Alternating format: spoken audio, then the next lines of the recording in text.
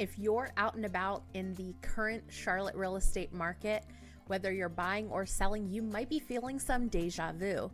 It might feel a little bit like the pandemic market again because buyers are actually experiencing multiple offer situations again. So if you are interested about the current real estate market, stay tuned for all of the most recent up-to-date numbers for the Charlotte area. My name is Ripoli, and I am a local real estate expert in the Charlotte area. And every month, I like to go over the most up-to-date stats from the previous month. So these numbers were just released this past week, and we're going to look at them together.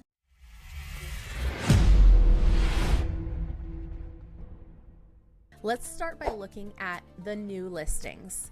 So in the month of April 2023, there were 4,349 new listings in the Charlotte area.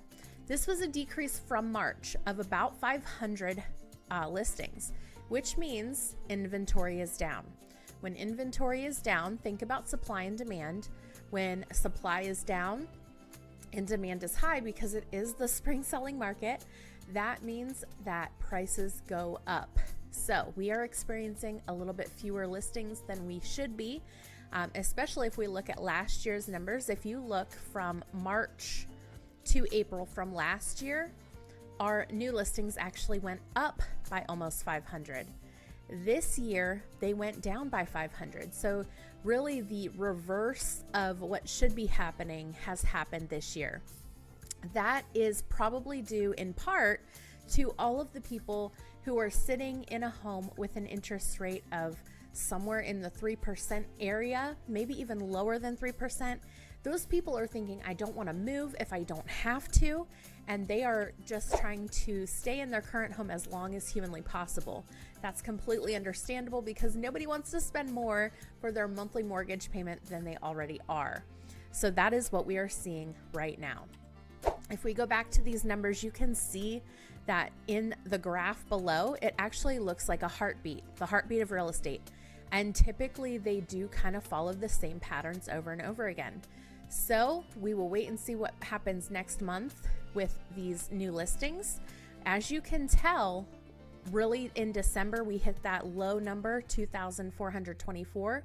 And we saw increase, massive increase in March, and then decrease. So I will be definitely interested to find out what numbers come up for next month. The next stat we're going to look at together is pending sales.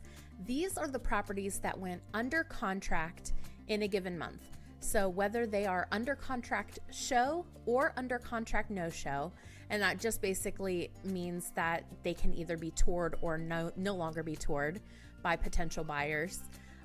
Those properties, the count for that in April 2023 was 4,328, which really wasn't a huge increase from March. It was really close. Just about 100 it increased from March 2023. But it's important to recognize that this number did go down 9.1% from last April. So pending sales went down mainly because that inventory level is lower than it should be. We should definitely be seeing more homes hitting the market in the spring and summer. So let's see what happens to inventory. I think that's going to be that foundational block that we need to move forward in order to get everything else on track. The next stat we're going to look at are closed sales, and that's just what it sounds like. These are the sales that actually closed in April 2023. And last month we had 3,581 closed sales, which was a decrease from March of about 400 and a 21.8% decrease from last April. So just remember, in the spring market, we are typically seeing an increase in sales. This year, for whatever reason, probably based in part by those homeowners not wanting to get out of those 3% interest rates, our inventory situation is still a little bit low. One other thing to note while we're on this slide is looking at the year-to-date numbers. So this is just saying from January 1st until the current day in 2021, 2022, and 2023, you can see what has happened to those closed sales. In 2021, there were 17,123 by the end of April All right. In 2022, there were 16,663 by the end of April. And now in 2023, we went down quite a bit to 12,719. Again, those people that are experiencing those lower interest rates do not want to lose it. And we are then seeing a lack of inventory on the market. The next stat we're going to take a look at is one that is very important to both buyers and sellers. We're going to look at the days on market until sale. This is the count of the number of days between the time it hit active on the market until the time it went under contract. And we're actually talking about under contract no show. So in other words, it can no longer be toured. That's what we're counting. Now, this is at the beginning of the video, I said people are experiencing deja vu. It feels like the pandemic market with multiple offers. And this is the number that we are really looking at, because the quicker homes go off the market, the more likely they are to experience multiple offers. It's kind of, they're very correlated in this. And when we look at the days on market until sale for April 2023, we went down from 49 to 39. That means that people are scooping those homes off the market very, very quickly. Of course, we are still miles away from the 14, which was our lowest number in both 2021 and 2022. And so we are still quite a ways away from that. But it does kind of feel similar because we are experiencing those shorter days on market. All right, sellers, listen up. This next stat that we're going to take a look at is average list price. Now, you guys, if you've been watching this video, you know every month I talk about this. The average list price is determined by the seller. The seller chooses where to list their home. It does not mean that's where it's going to close, but the average list price is going to give us an idea for how sellers are feeling, the confidence level they're feeling about the market. So when we take a look at that for April 2023, we saw a pretty significant increase from March. We had a list price of $523,738, which is an increase from March, and it is also an 8.3% increase from last April. All right, so we see that sellers are feeling pretty confident about the homes appreciating in the current market, so they did increase their list price again this month. Average sales price, on the other hand, is a different story. The average sales price is telling us what the buyers are feeling about the market. So when homes are going quickly off the market, they generally sell for over list price. And when homes take a long time sitting on the market, they generally go lower than list price. Because we're seeing those days on market decrease, then we should be seeing the average sales price increase. And that's exactly what we saw in April 2023. The average sales price went up to $460,498, increasing from March, and also an increase from April 2022 of 2.6%. So we are seeing that rebound has truly happened.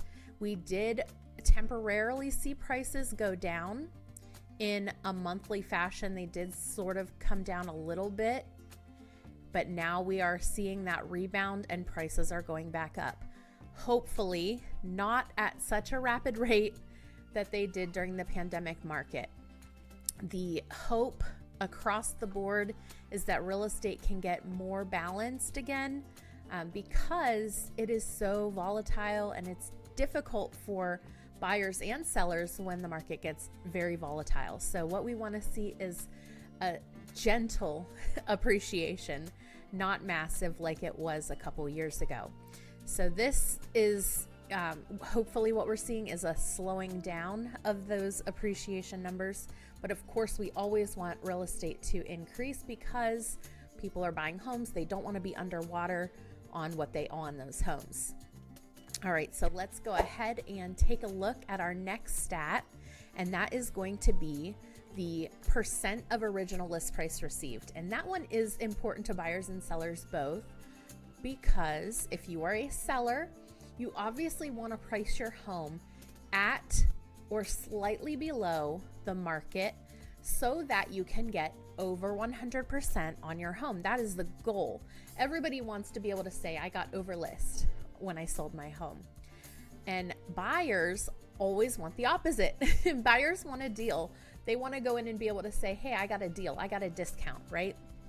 So this number is important to buyers and sellers.